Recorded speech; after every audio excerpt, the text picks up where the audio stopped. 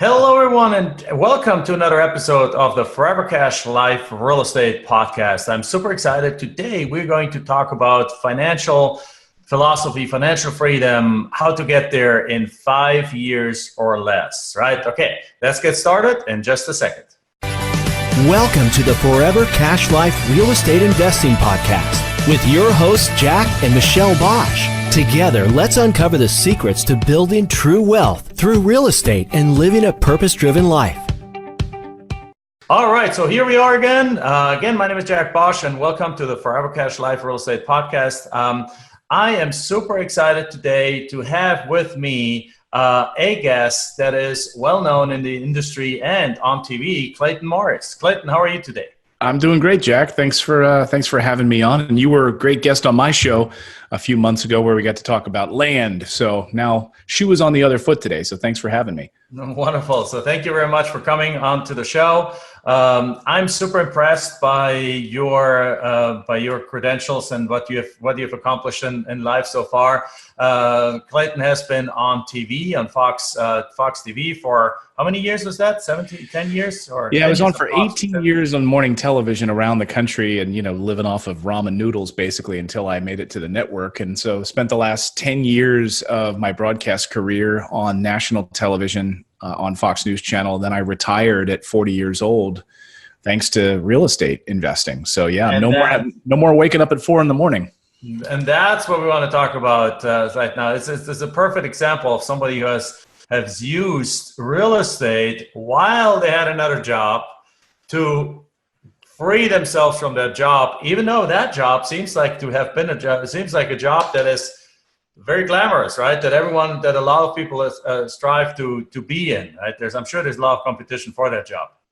Well, yeah, I think the misnomer is that, look, when you're in that employment category, right? You're an employee, you're still working for somebody else. It sounds glamorous, but you're not benefiting in the way that you and I benefit as entrepreneurs. So you're still even though I was making good money, not NBA or NFL salary, but I was making good money as a morning news anchor. I still was working for somebody else, and I was passively investing in the stock market. And then I slowly started to transition and realize, look, you're being taxed at like a 40% tax bracket when you're working for somebody else as an employee. And doctors are in that same category. Wow, you're a doctor? Yes, but you're also probably financially illiterate. I mean, that's part of the problem here is that you might be a doctor making great money, but you're passively investing in mutual funds or this and that. And you're not building true wealth. You're not using the tax code the way it's meant to be used. And so that was my transition to get out of that. Yeah, I can relate to that. When I came over to this country, I started working in a software consulting, like one of these kind of fancy consultants, right? You go travel, you get to be in a hotel, you get to eat on the corporate account 3 times a day. And well, it led to me gaining 20 pounds in like 8 weeks or something like that. And you're not staying in the Ritz-Carlton, right? You're staying in in my case, I stayed in the Holiday Inn Express and drove some kind of cheap rental car and worked until midnight. So it's sometimes not as glamorous as it looks like, of course. And yeah, no, it's not. I mean, and look, you work in morning television. It sounds great. It is. And it's a prestigious position. One minute I'm interviewing the president. The next minute I'm interviewing, a senator. And so it's nice. But you know what? Nice doesn't pay the bills. Nice doesn't really set you up for legacy wealth or forever cash. I mean, when I left and I'm retired, the other news anchors were like shocked that I was leaving. I was leaving the #1 show in the world. And I was giving up my seat on this couch, and they're like, why are you doing that? And I just reached a level where I'd said, you know what? I have enough passive income from my rental properties. I'm going to walk the walk now. By leaving that, I become an active real estate investor. That is my main then career. And then I'm taxed basically at 0% because of that. So, people were shocked. They didn't understand it. How could you leave something so prestigious? And you have to explain it to them because this is the stuff they're not taught in high school, Absolutely. Yeah, absolutely. 100%. And yeah, particularly in a role like that. So you answered my question I was about to ask. So now tell us, how did you do it? Well, when I was moving across the country, I was moving all across the country in the news business, and I left Los Angeles as a producer, moved to Helena, Montana, and I was making, I think, like $28,000 a year or $25,000 a year, and I was going into debt on my credit card, living in an apartment that I really couldn't even afford, and so every month I was making like, I don't know, $575, and my rent was like $575. So that left nothing left over. But I always watched that I was renting from people. And so I was renting this apartment, this old Victorian house in Helena, Montana. And I noticed that the owner of the property, I never saw him. He lived 4 hours away or 3 hours away in Missoula, Montana. But I was mailing him money every month. And he had this investment, this performing asset that he didn't live in, that I lived in, kept the heat on, and was paying him rent every month. And I noticed that as I moved across the country that, wow, I've got to figure this out. And I really grew up with a lot of negative associations with money. So I bet there's a lot of people listening right now to your show that probably, grew up with money doesn't grow on trees. We're not the Rockefellers. We can't afford that. And so I had all these negative connotations with money that I wasn't worthy of it. And it wasn't until I got comfortable thinking that, money can flow to me, that I could become a steward of money, that money flows to the people that take care of it. And so I had to make a mental switch first before we even get into the strategy of like buying my first rental property. I had to make a mental shift first and start believing that I was worthy of money coming to me. And that's when it all started. That's how I got started. And that's such a true thing that like, it really is like it's 90% is in your mind and what comes from your mind. And then the execution is obviously important because, but if you don't think you're worth it, if you don't think you deserve it, then you're never going to take the first step to create it. So very, very true. So now tell us about, you now help other people also reach their freedom. And you have the Financial Freedom Academy and so on. And in that, what is like, I like your concept of the freedom number. Mm-hmm. Because I talk about a similar kind of concept in terms of like, we talk about what we built is a comfort plan, a safety plan, comfort plan, and luxury plan, right? Inspired by Robert Kiyosaki and which is kind of 3 numbers.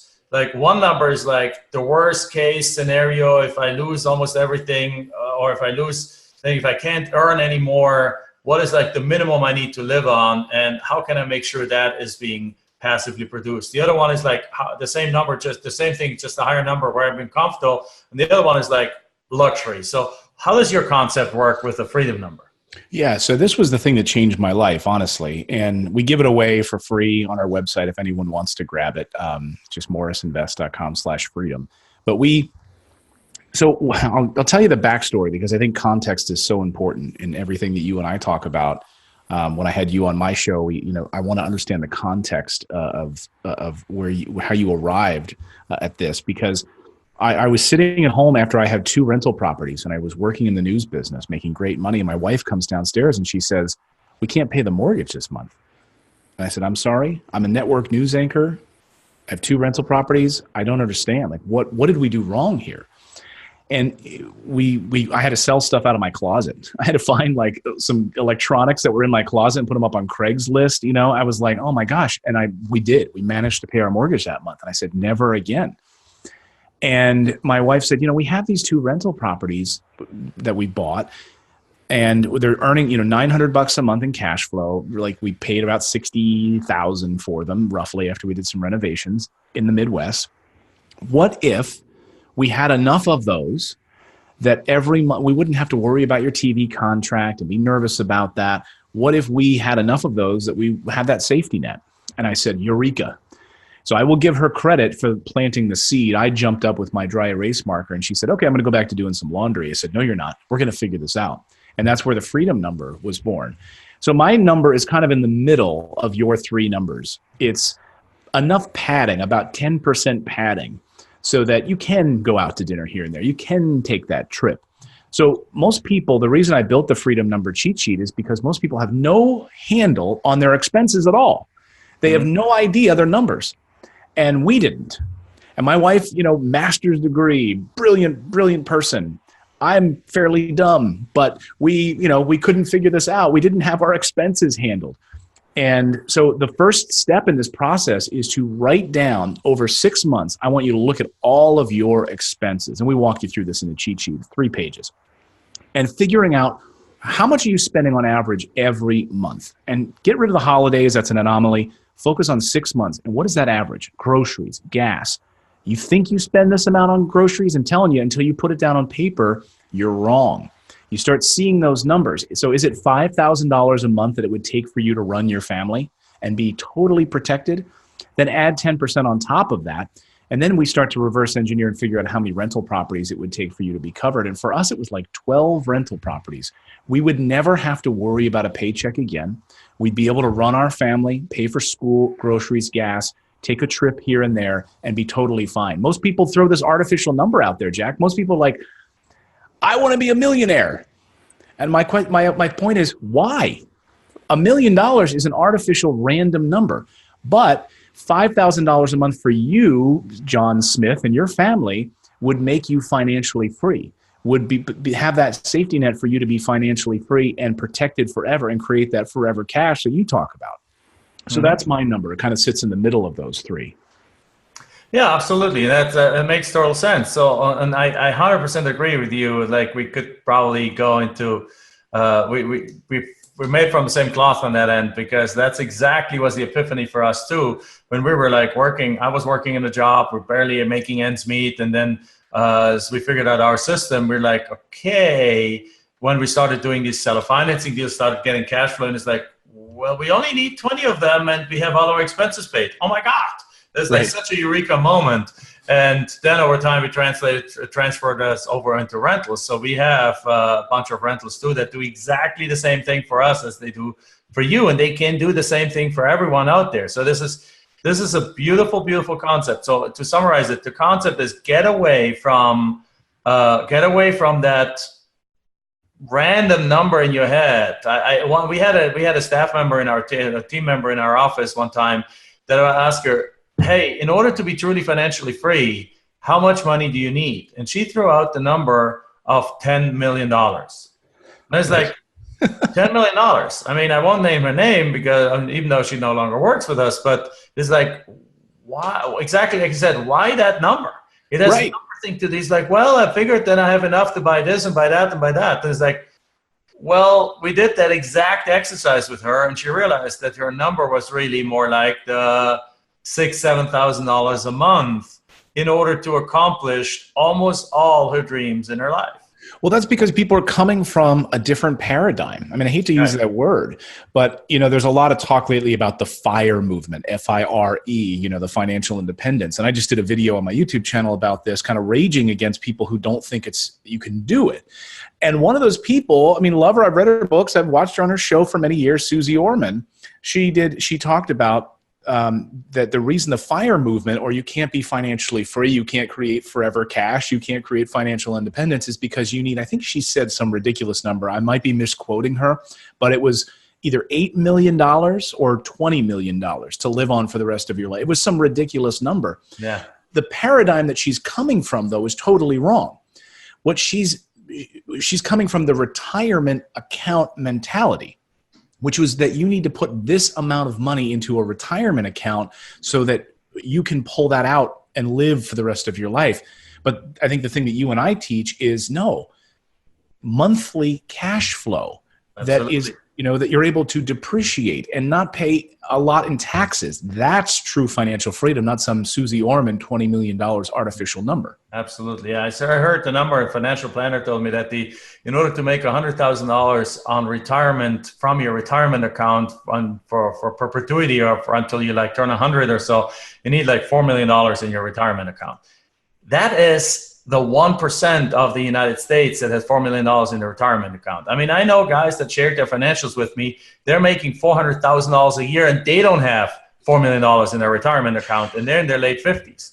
Right, because they're in the employment category, right? They're paying 40% to taxes, and they have a house that they live in, which is not an asset, right? So money's going out liabilities. They probably drive a Porsche and whatever else that they're spending on these liabilities. So $400,000 a year goes down the toilet pretty quickly when you're not an entrepreneur and you're not an investor.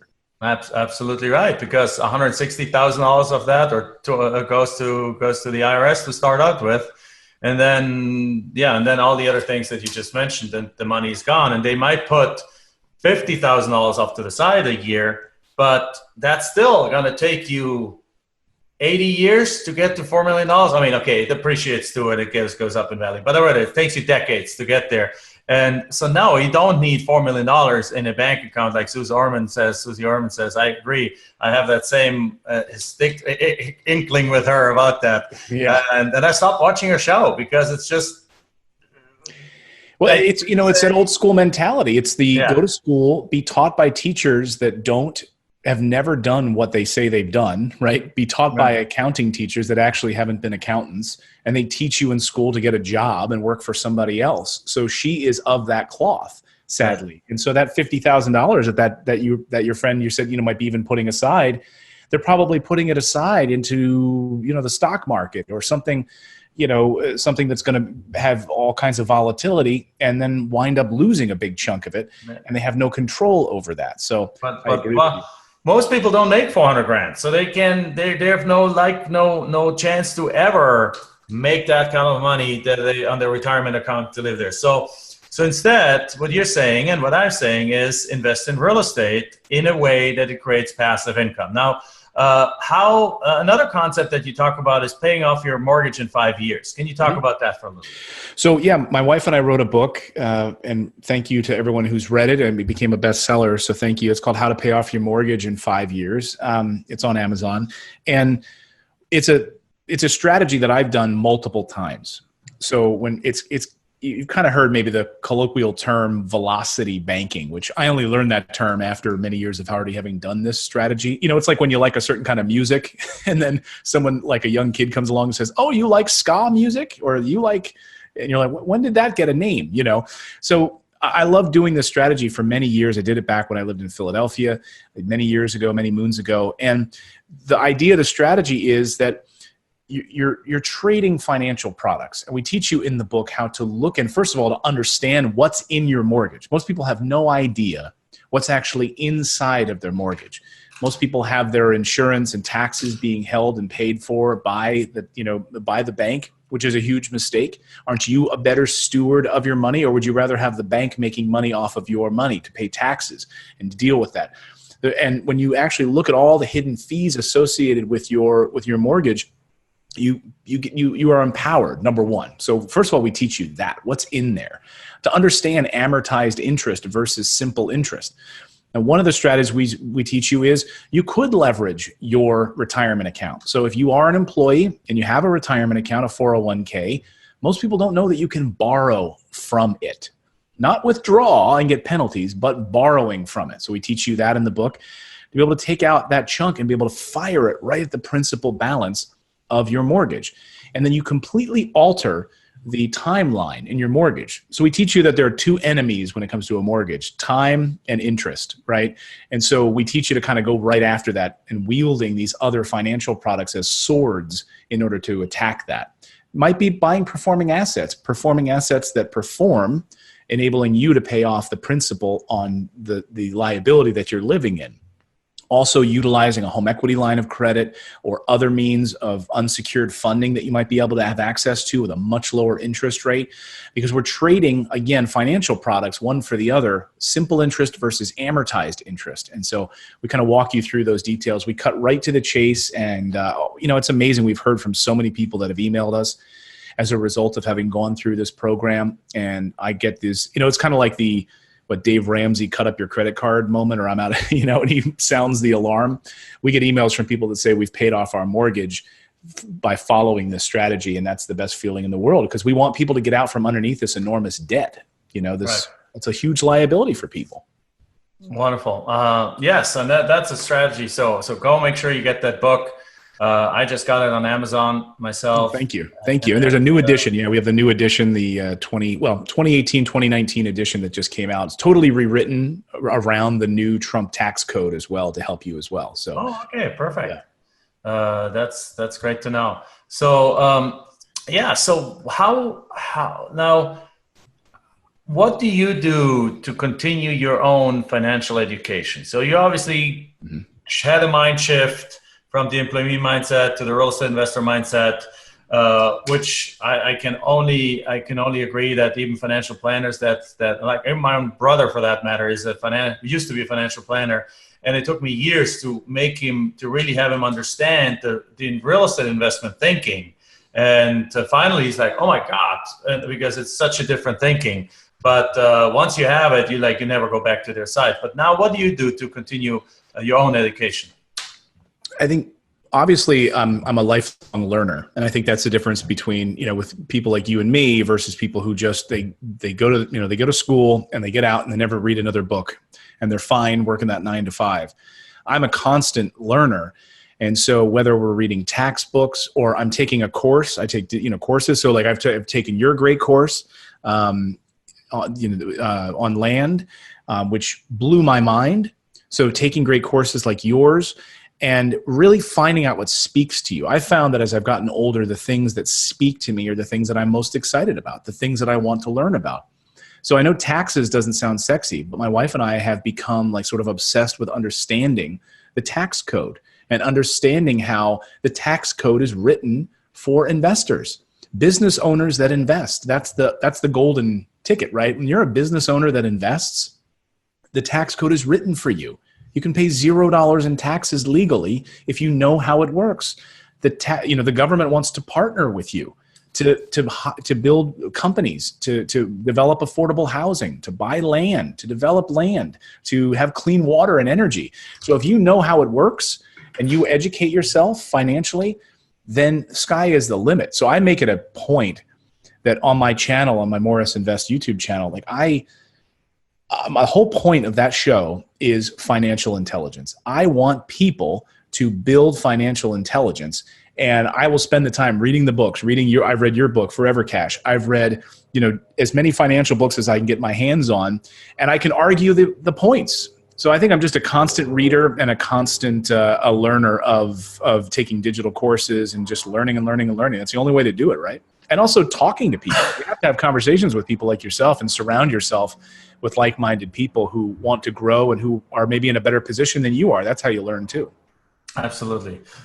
Great. So who is your inspiration out there in terms of financial savviness and in terms of financial success and so on? Well, I think this might come out of left field. First of all, I'm a huge fan of Tom Wheelwright, a friend of mine who wrote Tax-Free Wealth, and he's our tax advisor. So he's become a really good friend, and he's a brilliant mind when it comes to taxes. So I would encourage everyone to read his book, Tax-Free Wealth, and there's a new edition of that out. But from a spiritual perspective, honestly, that's where I find I'm able to derive the most growth financially is from on a spiritual side, because I come from, like I said, this place of fear around money and lack. And so somebody like Mickey Singer, who wrote The Untethered Soul, and he wrote, an amazing book. And he wrote that book during one of the darkest periods in his life. I mean, here he is, a billionaire. Okay.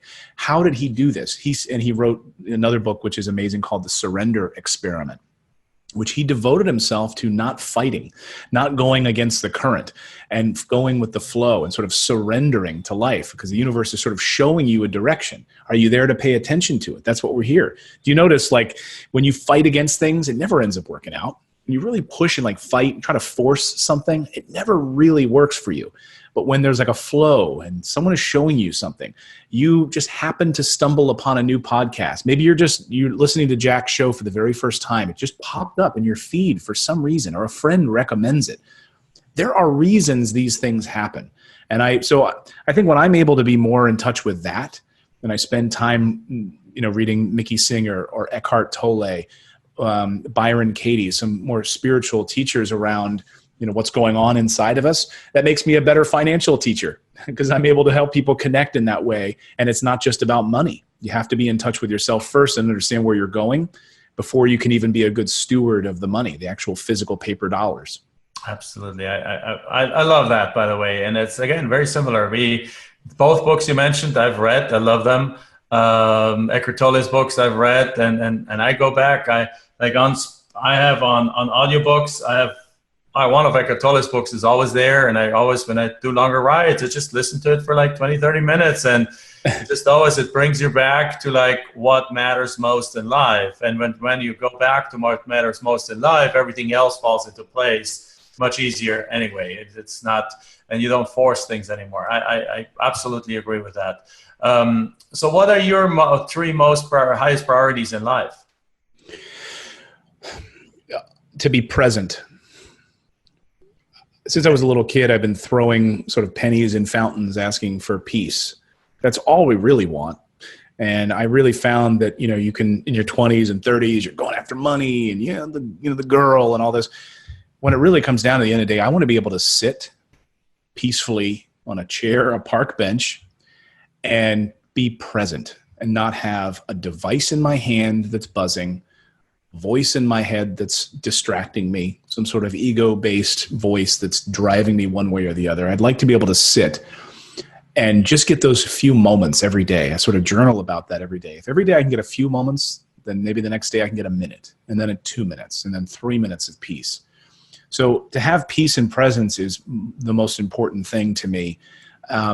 I also think being able to help others and serve and teach and help lift other people up as much as I can. Nothing is of greater satisfaction to me than having someone write to us on our YouTube channel or wherever it is saying, this was able to help them buy their first rental property or get out of debt in some way. So to be able to sit with presence and teach, and then ultimately at the end of the day, to be present with my family. What else is there? I think be able to sit and build a business that serves me, serves my family so that I can travel and to enjoy them. Because those moments go by so fast. And if you don't pay attention, you don't see them, then what's it all for? You're going to be 80 years old, glad that you made an extra $200,000, but you didn't get to see your kids smile because you were inside on the phone. Those are my goals now. Quite different if you'd asked me when I was 25 years old. No, absolutely. They're very, very much different. And now how does the concept of making money fit into that piece and being into that present kind of concept? That's a great question. I've asked myself a lot lately. We went through a real difficult time in our business last year with a company that we worked with that basically defrauded us, lied to us, and we had to report them. It was a whole, terrible situation. And they pulled the wool over our eyes and all of that. And I said, what if we didn't have any of that? And if you come back to sort of Eckhart Tolle, the idea of, okay, would I be okay if I didn't have anything? If I just sat on a bench and I just had some clothes on my back and a meal here and there, would I be okay? And the answer is yes, you would be. So then if you have that kind of perspective on things, then for me, I want any money I make from my company to be intentional so that I'm not doing something just for the sake of money, partnering with someone just for the sake of partnering, or doing something just to make money. I want it to be intentional, and that money that hits our bank account, I feel good about it at a soul level. And that's kind of everything. I have people that email me all the time that want to partner this, do this, and I have to say, it doesn't fit. It doesn't make sense. And I could make way more money if I wanted to, but that's not worth it. And I'd rather have that kind of quiet time where the money that comes into my family is correct at a certain level for me. Right. I love that. And I resonate with that too. From a point of view of, for me, I do associate money with peace or so, with peace of mind, because there is, just like you said, like once you know that these rental properties, or in our case, also rental properties or apartment complexes in our case, or cash flow from land, comes in for really forever and covers all your bills plus a buffer, you're starting to, that stress level, that that money can bring into a lot of people's lives, and you don't have enough to pay the rent or don't have enough to pay the mortgage, or you have a big medical bill, and that just goes away. Like the other day, I had to go to the emergency. I mean, I had a little health scare. It was nothing, absolutely nothing. It was false alarm. But I checked myself just to make sure. I checked myself into the ER, and I received a $2,500 bill. Wow. Right. Well, for most people, for a lot of people, that would be a big problem. And it's like, no, because money is abundant and it comes in and it's done in the right way. Again, we made the commitment to only everything we do has to be transformational in the lives of other people. Right. Everything we touch needs to be transformational, therefore intentional. Right. So I agree 100% with you. Just put different words to it. I was totally at ease going to the hospital, just having checked out, was nothing, and then paying $2,500 for it. And it's like, okay, well, I got to pay it, write a check, done. But money in this case was able to bring health peace of mind, financial peace of mind, and other peace of mind. It doesn't make happy, but it helps. It helps with a lot of these items to just take them out of your life and allow you to live life without having to make compromises that you otherwise are tempted to make because of a lack of money. I absolutely agree. I think the key, though, to that is that, because you're exactly speaking my language on that, but it's still, I think you still have to be right with money. I think you still have to know that you are now a good steward of it. Money flows to those who take care of it. So if you still come from a place of lack, you start making a lot of money, you're going to start to lose it quickly. Yes. You're going to start making mistakes. You're going to start making ego-based mistakes, greedy mistakes, because you're still not a good steward of it. And so I think, you like me, money flows through you. You can't hold on to it. It flows through you. And if you realize that you're sort of like a conduit, then I had to get right with that. And then money can create a healthy peace of mind because you're already set in that way. Right. Absolutely. I agree with you. So you need to be right with money. Yes. I like that way of wording it too. And that's a hard one for a lot of people. So chew on that. If you're watching this or listening to this on iTunes, chew on this a little bit. How can you be right with money? What does this even mean to you? Like, and what to us, I mean, to you explained what it means to you that can you say then one more time, perhaps what it means to you? Well, with me, for money, it has to be intentional. And I think when you are right with where you want to be in your life, you're passionately working on that woodworking project because that's how you want to spend your afternoons, money flows to you and you're not stressed about it. When you're doing and you're lined up intentionally with who you are, then money comes to those people and it follows those people. When you come from a place of abundance, if you come from a place of lack, you're putting up a wall. It's like a vibrational wall, and money's not going to come to you. And by the way, if it does, you win the lottery. I've witnessed this. I lived in West Virginia, and a guy won the lottery twice, and he had the money stolen from him twice. I mean, because he wasn't right with money. So you have to be right with it. Otherwise, you're going to lose it. Yeah, that abundance mentality is a big one. And then what we have done, for example, is we have built for our company, we have built core values around our beliefs, not just about money, but our beliefs of who we are willing to do business with in order to keep money right, in order to keep our integrity with ourselves right. And if somebody that is out there that wants to do business with us, but doesn't fit our core values and doesn't fit our mission and vision, we're just not going to do business with them because it's not all about money. It's not about money. It's about living a life to the fullest. And when you do that, money comes to you.